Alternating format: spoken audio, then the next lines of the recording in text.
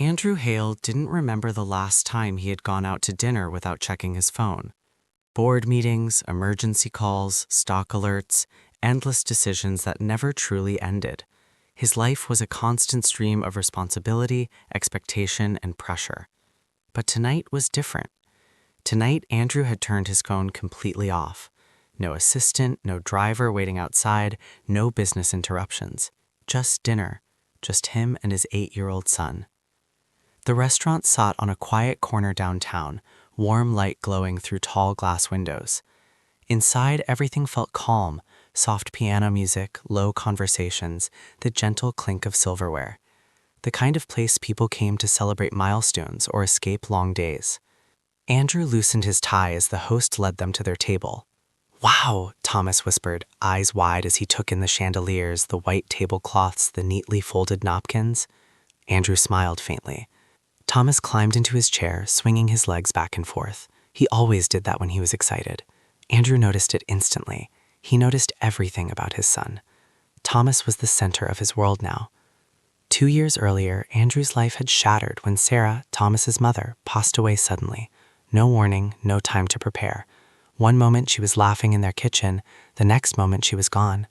Andrew had learned how fragile life really was, and how lonely success could feel when you had no one to share it with. Thomas asked, peeking over the menu. "You can get whatever you want," Andrew replied. Thomas grinned. Andrew chuckled. As Thomas studied the menu with exaggerated seriousness, Andrew leaned back in his chair and let himself breathe. For the first time in weeks, maybe months, he wasn't thinking about markets or mergers. He was thinking about how fast his son was growing, about how Thomas's voice had deepened just a little since last year, about how he still laughed freely, without worry, without weight. Andrew envied that innocence. Then Thomas stopped moving. The menu slowly lowered from his hands. His swinging legs stilled. "Dad," Thomas said quietly. Andrew looked up. Thomas didn't answer right away. His eyes were fixed on something across the restaurant. Andrew followed his gaze. In the far corner, partially hidden behind a decorative plant, sat a woman and a small girl. The woman looked tired. Not the kind of tired that came from a long day at work, the deeper kind.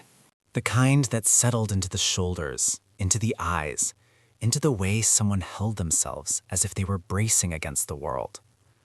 She wore a simple coat, clean but worn thin at the edges. Her hair was pulled back hastily, a few loose strands falling around her face. She kept glancing around the room as if afraid of being noticed. Across from her sat a little girl with bright eyes and a hopeful smile. Between them was a single plate. One meal. Andrew watched as the woman carefully cut the food into smaller pieces, pushing most of it toward the child. She smiled warmly, exaggerating her enthusiasm, pretending she wasn't hungry at all. "Eat, sweetheart," the woman said softly. The girl giggled. The woman laughed gently. She hadn't. Andrew knew that. Thomas knew that too. "Dad," Thomas whispered again, his voice tighter now. I felt his chest tighten.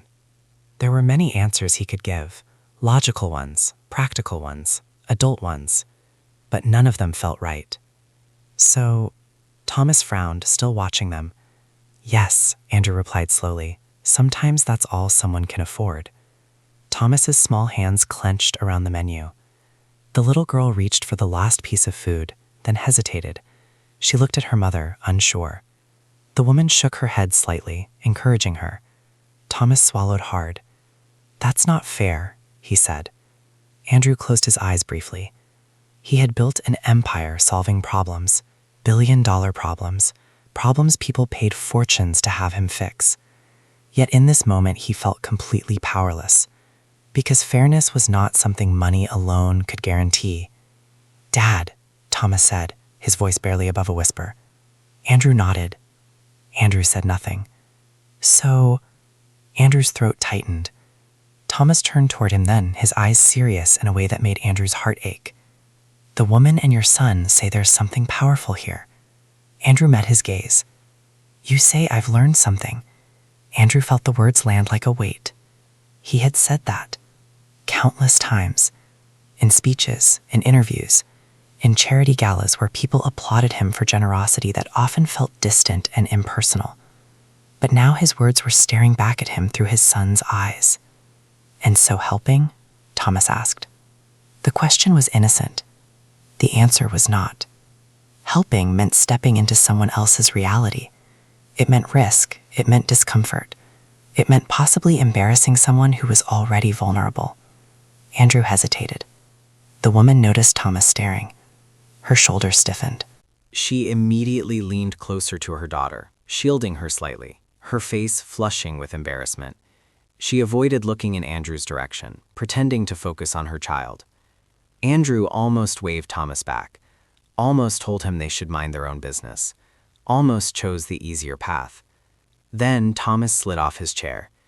"Dad, please," he said softly, tugging Andrew's sleeve. That tug felt heavier than any deal Andrew had ever signed. Andrew exhaled slowly. "All right," he said. Thomas's face lit up instantly. They stood and walked across the room. Andrew felt every eye on them, even if no one was actually watching. He stopped a respectful distance away from the woman's table. "Excuse me," Andrew said gently. "What?" The woman looked up, startled. Her eyes were guarded, wary. "Yeah?" she replied. Andrew chose his words carefully. "My son noticed you and your daughter," he said, "and he asked if we could sit together." The woman's first instinct was to refuse. "No, thank you," she said quickly. Thomas stepped forward slightly. "I'm Thomas," he said, smiling shyly. The little girl's eyes lit up. "I'm Lily," she replied. The woman sighed quietly, torn. Andrew could see the conflict on her face, pride battling exhaustion. "I'm Emma," she said finally. Thomas looked at his father. "Can we sit?" Emma looked at Lily. Lily nodded eagerly. Emma exhaled. "All right," she said. And just like that, something shifted. Andrew pulled out a chair. Thomas climbed into it immediately, grinning as if he had just won a prize. "What do you like to eat?" Thomas asked Lily. "Chicken," Lily replied. "I like spaghetti," Thomas said. Emma smiled weakly, watching them. Andrew sat across from her. Up close, he noticed things he hadn't from afar.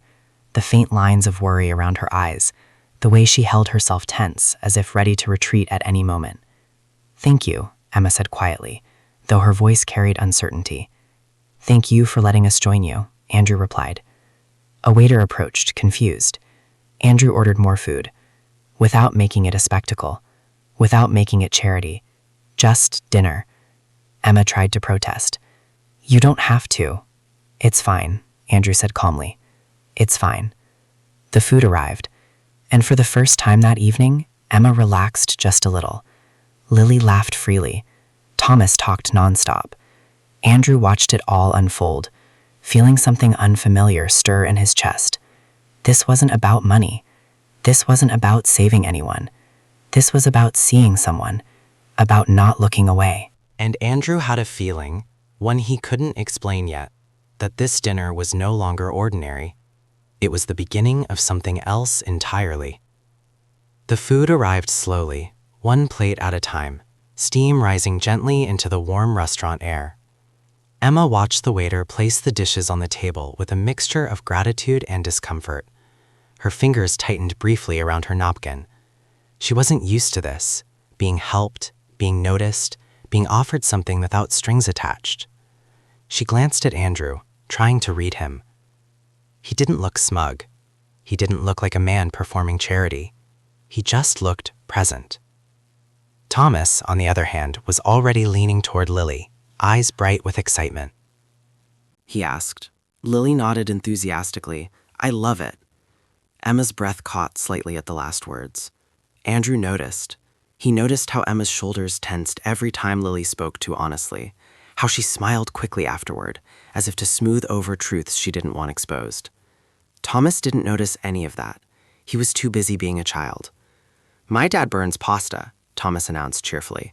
Andrew raised an eyebrow. Thomas giggled. Emma laughed softly before she could stop herself. It surprised her. She hadn't laughed like that in a long time. Andrew smiled, relieved to see the tension ease, even if only slightly. The children began eating, chatting about school, favorite cartoons, silly stories that made no sense but somehow mattered deeply to them. Lily talked with her mouth half full, and Emma gently reminded her to chew first.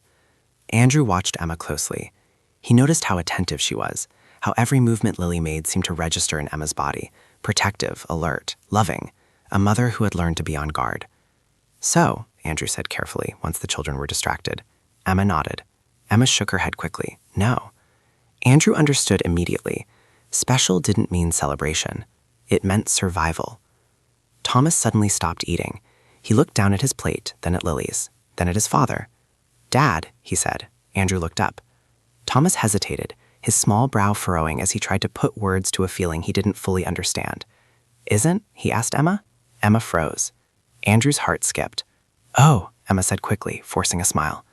Thomas tilted his head. Silence fell. Andrew felt his pulse quicken. This was the moment adults usually rush to smooth over, redirect, protect comfort at the expense of truth. Emma opened her mouth to respond. Andrew gently raised a hand, not to stop her, but to slow the moment. "It's okay," he said softly. Emma looked at him, surprised. He wasn't judging, he wasn't fixing, he was simply acknowledging.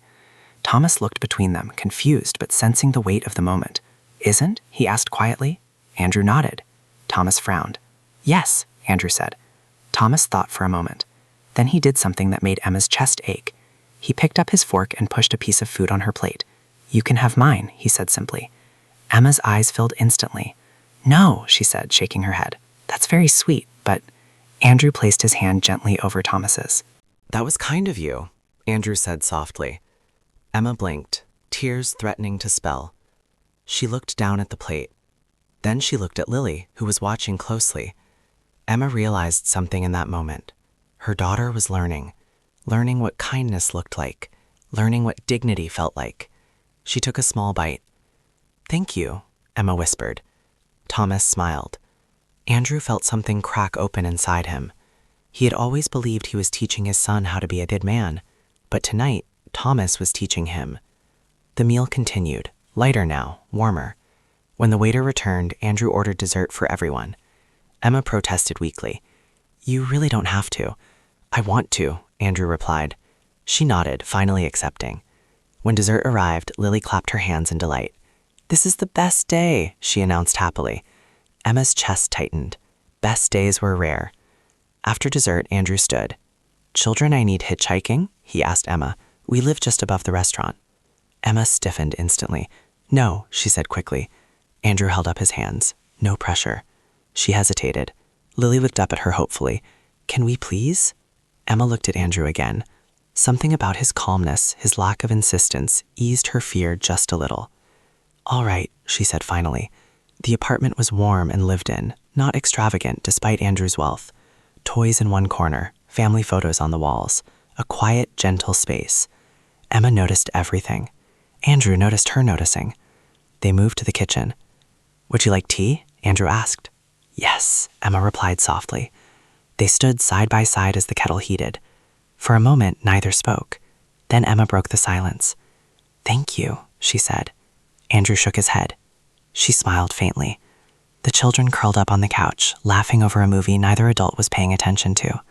Emma looked at them, at Thomas's carefree joy, at Lily's excitement, at how natural it all felt.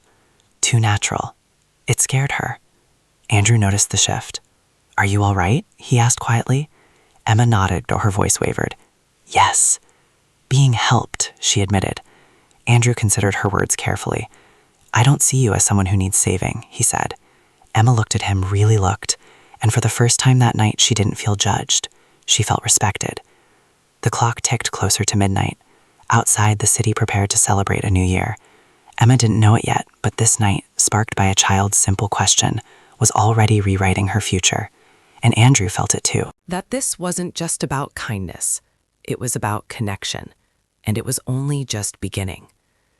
The movie played quietly in the background, its cheerful soundtrack filling the room with artificial joy.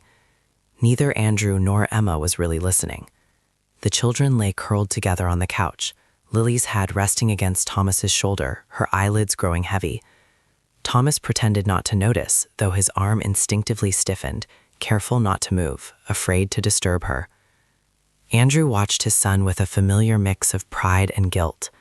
He had built empires, but moments like these, small, human, unpolished, were what he rarely made time for. Emma noticed Andrew watching Thomas. "He's very gentle," she said quietly. Andrew smiled. The words hung between them. Emma sensed the weight behind them, but didn't pry. The kettle clicked off in the kitchen. Andrew poured the tea, the soft clink of ceramic cups echoing faintly. They sat at the dining table, facing each other now. Not strangers anymore, but not quite anything else either. "He's very gentle," she said, wrapping her hands around the warm mug. "Is everything all right?" she asked. Andrew considered the question carefully. "It is," he said. "I know they were off, but not unusual. We always are. I hope you won't take it wrong." Emma nodded. She believed him. Thomas noticed. Andrew continued. "He always does." Emma smiled faintly. "He's smart." They shared a quiet understanding. Parents who listen learned early that children saw more than adults like to admit. The movie ended. Thomas glanced up. "Now we're home. Can Lily stay a little longer?" Andrew looked at Emma. She hesitated, then nodded. "Sure." Andrew gently picked Lily up, carrying her to the guest room. Emma followed, heart racing. The room was simple but warm. Andrew laid Lily down carefully, tucking the blanket around her. Emma adjusted a strand of hair from Lily's face. "Thank you," she whispered. Andrew nodded and quietly closed the door behind them. They stood in the hallway, the house suddenly very still. Emma broke the silence. "What do you want?" Andrew nodded, though part of him didn't want the night to end. They returned to the kitchen. Andrew leaned against the counter. Emma exhaled slowly. "There's something I should probably say," she began. Andrew waited. "I didn't come here expecting anything," she said, "and I don't want you to think—" "I don't," Andrew interrupted gently. She smiled, relieved. Emma stared into her tea. "My husband died 3 years ago," she said quietly. Andrew's posture shifted. "I'm sorry," he said, meaning it deeply. "He was sick for a long time," Emma continued. "Cancer." Andrew listened without interruption. "I worked," she said. "I still do. 2 jobs. But rent keeps going up." She let out a small, humorless laugh. "Tonight was supposed to be Lily's treat," she admitted. Andrew felt something tighten in his chest. Emma hadn't come looking for rescue. She had come looking for dignity. "I don't tell people this," she added quickly. Andrew nodded. He did. He had seen people beg. This wasn't that. This was honesty. "This is hard," Andrew said. Emma looked up. "What is it?" he asked. The question caught her off guard. She blinked. I don't know," she admitted. Andrew nodded slowly. "That's something I'd like to help you start doing again," he said carefully. Emma stiffened. "I'm not asking for money," she said quickly. "I know," Andrew replied. She searched his face. "What is it?" "Opportunity," he said simply. Emma swallowed. Opportunity had been promised before, often with conditions. "What, though?" she asked cautiously. Andrew gestured to the apartment around them. "I run several companies," he said. "But more importantly, I fund training programs, skill-based." Emma's heart pounded. "You don't even know what I do," she said. "I know you manage," Andrew replied. "You budget, you plan, you stretch resources." Emma laughed softly, incredulous. "Opportunity?" Andrew smiled. Silence stretched between them again. This time it was heavier. "Why?" Emma asked again. Andrew thought of Thomas pushing food across the table. "Because my son reminded me that seeing something wrong and doing nothing is a choice," he said. Emma looked down, tears welling again. But these were different. These were cautious tears. "I'm scared," she admitted. Andrew nodded. "That's reasonable," he said. "I need you," she met her eyes. We heard a soft sound from the hallway. Thomas stood there, rubbing his eyes. "She's fine," he murmured. Andrew knelt. "She's fine." Thomas nodded, reassured. He looked at Emma. "Can I play with her?" he asked. "No," she said quickly, crouching to his level. Thomas smiled, then yawned. Andrew guided him back to bed. When Andrew returned, Emma was standing by the door. "I really should go," she said. Andrew nodded. He handed her a card. "No pressure," he said. "Call if you want to talk." Emma took the card, fingers trembling slightly. "Thank you," she said. As Andrew opened the door, fireworks echoed faintly in the distance. The new year had begun. Emma stepped into the cold night air, Lily still asleep inside. She looked back once. Andrew stood in the doorway, watching, not with expectation, but with respect. Emma walked away. But for the first time in years, she didn't feel alone. And Andrew closed the door knowing something important had shifted. Not because he was a billionaire, but because he finally listened. The city lights outside glimmered like scattered diamonds, spilling across the dark streets below. The cold night air carried a faint scent of winter jasmine, sharp yet comforting. Emma's fingers tightened around the car seat, where Lily was nestled asleep, her small chest rising and falling in steady rhythm. Tonight, though it was quiet, something was stirring inside her, a feeling she hadn't let herself entertain in years, possibility. Andrew sat beside her, his hand lightly resting on the console. He hadn't spoken for a long time, but silence, when weighted with shared understanding, often said more than words. Emma's mind raced with everything that had led her here. Years of struggle, nights spent worrying about rent, food, and her daughter's future, moments of heartache that had felt insurmountable. And yet, sitting here with Andrew, she felt a tiny spark of something she hadn't felt since before she had learned to survive on her own: trust. "Andrew," his voice broke the quiet, soft yet deliberate. Emma glanced at him, uncertain. The question was almost too intimate, too dangerous, because imagining a life with constant vigilance had been forbidden territory for years. To do so was to invite hope, and hope, she had learned, could hurt. I try not to," she admitted quietly. "It feels unsafe to imagine it. What if I get used to it and then it disappears?" Andrew nodded, as if he had expected this answer. "I understand," he said carefully, "but some things don't disappear if you let them grow slowly, like trust, like care." Emma's grip on the car seat tightened as a lump formed in her throat. Family. The word felt foreign, yet achingly familiar. She had always wanted it, but it had been a dream wrapped in pain and compromise. Her past had taught her that no one stayed for long. People came, people helped, people left. She had built walls, high and thick, designed to protect both herself and Lily from disappointment. And yet here was Andrew, patient, persistent, not breaking down her walls, but sitting outside them, offering her a hand if she chose to take it. The children stirred slightly. Lily's eyes fluttered open, blinking in the dim glow of the car interior. "Mommy?" she whispered, voice soft and sleepy. Emma leaned forward, brushing a strand of hair from her daughter's face. "Hi, sweetie. You're okay." Andrew watched the exchange, heart swelling with a mixture of tenderness and resolve. It wasn't just about the children. It was about Emma, the strength she carried quietly, often alone through every day of uncertainty. He had seen it tonight, and he had made a silent vow to himself.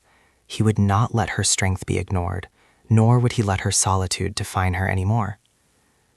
When they arrived at Emma's apartment, she held Lily close, reluctant to let go of the fragile cocoon of safety that the night had brought. Andrew followed her inside, carrying nothing but the quiet promise of presence. The apartment was small, warm despite its simplicity. Lily yawned, curling up on the couch with a blanket Andrew had offered, already sleepy again. Emma sat across from him, hands clasped, her eyes wide and vulnerable. "I need to tell you something," she said, voice trembling slightly. "I listen," Andrew leaned forward. I wanted to feel safe again," Emma continued, tears gathering. Andrew's heart tightened. He knew exactly who she meant. Not physically violent, not cruel in obvious ways, but controlling, diminishing, leaving invisible scars that never fully healed. He had read the signs, seen the hesitation in her eyes, the way she flinched at even the smallest gestures of help. And yet he also saw the bravery that had brought her here. "You're not him," Andrew said firmly, "and I never will be. I won't control you, I won't diminish you, I won't decide your life for you. I want to walk with you, side by side, as equals." Emma's breath hitched. "I know," she whispered. "I know you don't, but it's not just you. It's the fear inside me. It's the scars I carry. They scream at me every time I let someone close." Andrew reached across the small table, taking her hands gently in his own. His touch was deliberate, careful, respectful. "I understand fear," he said. "I understand scars. But I also know this. The world didn't break you. You survived. You thrived. And that strength, that resilience is why I'm here, why I'm patient, why I'll wait for as long as you need. Emma blinked, swallowing the lump in her throat. Her hands trembled as she held his. I want to believe that, she said. I really do. You can, Andrew replied softly. And you will, slowly, carefully, at your pace. The children's laughter echoed faintly from the next room. Lily had begun to stir again, Thomas's voice mingling with hers as they invented games, imagined worlds, built castles in the safety of their own little universe. Emma's heart ached with both longing and relief. She wanted that world, not just for Lily, but for herself. Let's try, Emma whispered. I'll try, but slowly. Andrew smiled, the tension in his shoulders easing slightly. That's all I ask. Slow, patient. Emma felt a warmth she hadn't allowed herself to feel in years, a lightness amidst the heavy weight of her past. It was hope, the fragile, trembling kind that dared not speak too loudly, but demanded to be noticed. And in that moment, something shifted. Not grandly, not dramatically, but undeniably. The walls Emma had built so carefully were not gone, but they were no longer impenetrable. Andrew wasn't trying to tear them down. He was sitting beside them, offering companionship, safety, and respect. Hours passed in quiet conversation. They shared laughter over small memories, discussed trivial things, and occasionally fell silent, letting the comfort of presence fill the room. Lily fell back asleep on the couch, Thomas beside her, and Emma and Andrew remained, savoring the stillness, savoring the peace that had eluded them both for so long. By the time the clock neared midnight, the tension in Emma's chest had eased. She felt lighter, not unafraid, but willing. She had faced her fears tonight and found that possibility existed, that trust could grow, that hope could return. Andrew finally spoke, breaking the silence. I don't want to rush anything, but I want you to know I care about you deeply, more than I can put into words. And it's not about the children, though they're part of it. It's about you, the person you are, the strength you carry, and I want to be part of your life. Emma swallowed, tears spilling freely now. I want that too, she admitted. I want to try. I want something better. Andrew stood slowly, extending his hand. Emma took it. For the first time in a long time, she didn't flinch, didn't hesitate. She allowed herself to feel something beyond fear. Trust, hope, possibility. They moved to the balcony, stepping into the crisp night air. Stars scattered above, the city below glowing alive. The children's laughter floated up from the living room, harmonizing with the distant hum of traffic and occasional fireworks, signs of celebration everywhere. Andrew looked at her, eyes bright.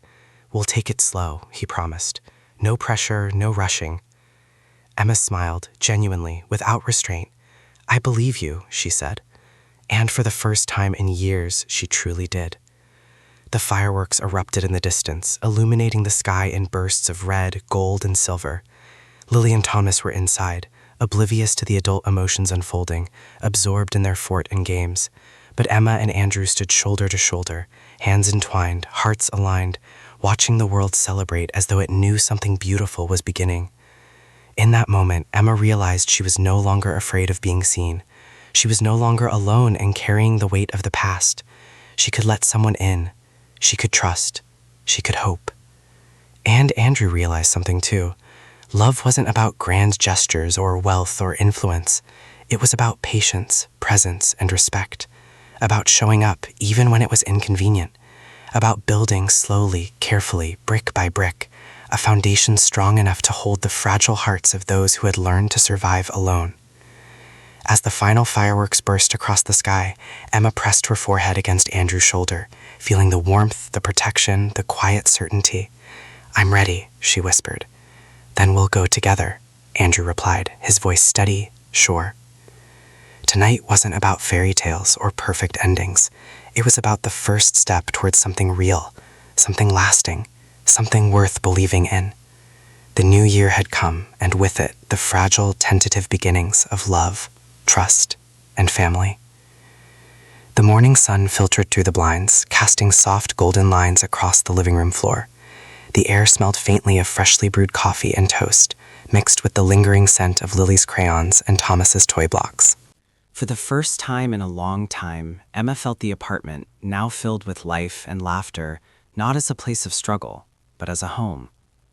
She watched the children as they dashed from room to room, building forts with pillows, imagining grand adventures that stretched from the top of the stairs to the couch. Lily had insisted that today's mission involved discovering hidden treasure in the enchanted forest, which in reality was just the hallway and living room. Thomas, the ever-patient hero, guided her with exaggerated care, pretending that every corner held magical dangers. Emma smiled softly, sitting on the couch, tea steaming in her hands. Across from her, Andrew leaned on the doorway, watching quietly. His presence was quiet, reassuring, not demanding, not imposing. It was something Emma had never allowed herself to truly accept, someone who could be strong and kind, protective, yet respectful. The children stopped suddenly, turning their wide-eyed attention to their parents. Lily, giggling, pointed at Emma. "Mommy, look!" She held up a crumpled piece of paper decorated with glitter and crayons, declaring it the most valuable gem of the kingdom. Thomas followed suit, holding a plastic crown he had crowned himself with. Andrew chuckled, stepping closer. Emma laughed, a soft sound she hadn't heard herself make in months. The warmth in her chest spread slowly, steadily, a counterpoint to the years of tension and worry she had carried. Later, the adults retreated to the small kitchen to tidy up, though there was little need. The energy of life itself had brought a sense of order through chaos. Emma placed mugs of coffee on the counter, while Andrew put Lily's scattered blanket into the washing machine. I can't believe how much easier it feels with you here, Emma admitted quietly. Not just with the kids, but everything. Andrew glanced at her, his eyes soft but filled with a deep kind of admiration. "You've done so much already," he said. "You've built everything from nothing. I didn't do any of it for you. I did it with you, and I want to keep doing it with you." Emma's gaze softened. She felt tears prick at the corners of her eyes, though this time they were not of fear or sadness, but gratitude.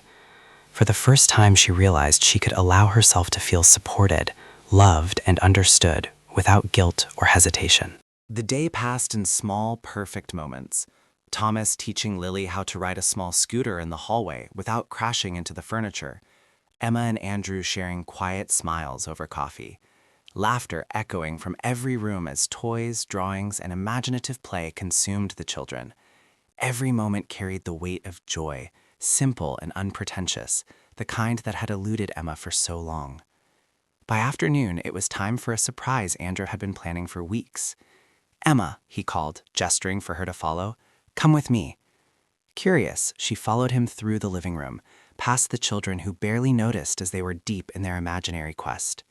They stepped outside into the spring air. The sun was low, painting the sky in soft pinks and lavenders, while the trees swayed gently in the breeze. Andrew led her to a small but carefully arranged space in the backyard. A brand new playroom structure had been set up, complete with a small bed, a white desk, shelves filled with children's books, and even a window with cheerful curtains. It wasn't grand, but it was perfect. Every detail had been chosen to make Lily feel safe, happy, and loved. Lily's eyes grew wide. "Yeah," she whispered, running to explore every corner. Thomas followed, equally excited. "Shh," he exclaimed, grabbing a toy sword from the shelf. Emma stood there, overwhelmed. Her heart swelled at the sight, the children smiling, laughing, safe, and joyful. She turned to Andrew, tears spilling freely. "You didn't have to," she whispered. "I wanted to," Andrew said softly. "You deserve this. Lily deserves this." Emma swallowed hard, feeling the weight of years of struggle, loneliness, and fear melt slightly in the warmth of this moment. For the first time, she felt that she could breathe freely, that love and care could exist alongside strength and independence, not in conflict with it. The children ran off again, planning new adventures in their new room.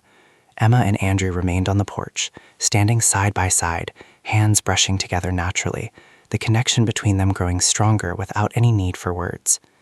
"You know," Andrew said quietly, "I've been thinking a lot about family, about what it means to be connected, to belong somewhere, and I realize that we already are. Emma nodded, her eyes glistening. We do belong, here, together. Andrew smiled, wrapping an arm around her shoulders. Exactly.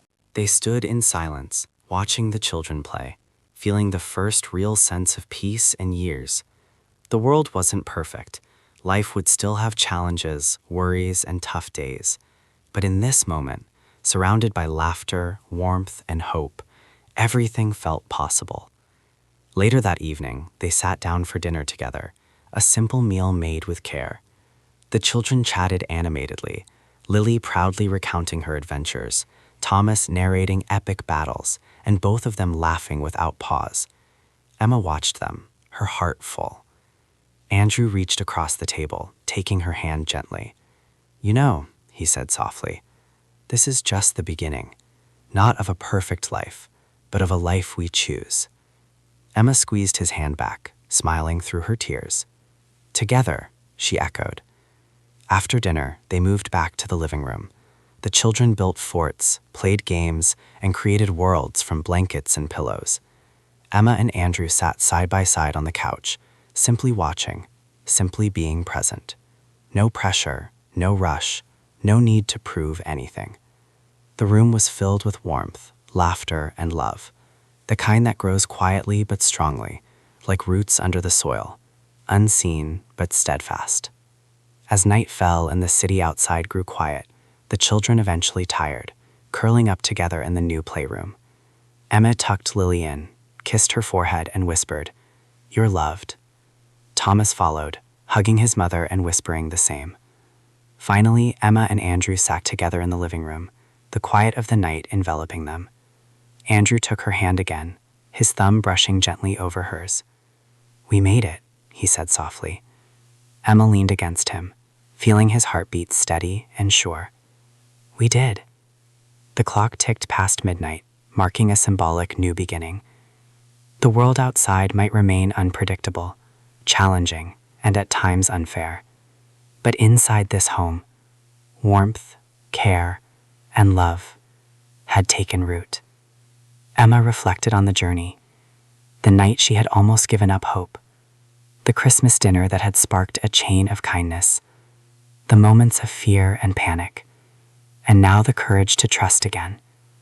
Life had given her a second chance, not because she had been rescued, but because she had fought, endured, and finally allowed herself to accept love when it was offered respectfully.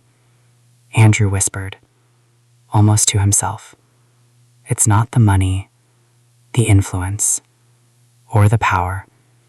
It's moments like this that matter.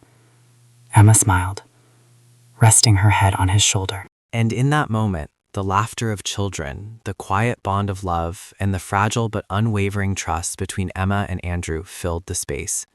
It was a home not just of walls and furniture, but of hearts intertwined. A home built on choice, respect, patience, and hope. Andrew smiled, holding her hand gently. No, thank you for letting me in, for trusting me. The night outside was calm, the stars twinkling as if witnessing the new chapter unfolding. And inside, in the warmth of laughter, tea, blankets, and love, a family had formed, not by chance, not by circumstance, but by deliberate choice. It was the start of a life neither of them had dared to imagine, imperfect, yes, but full of hope, love, and belonging. And for the first time in years, Emma knew that this time, the happiness they had built together could last.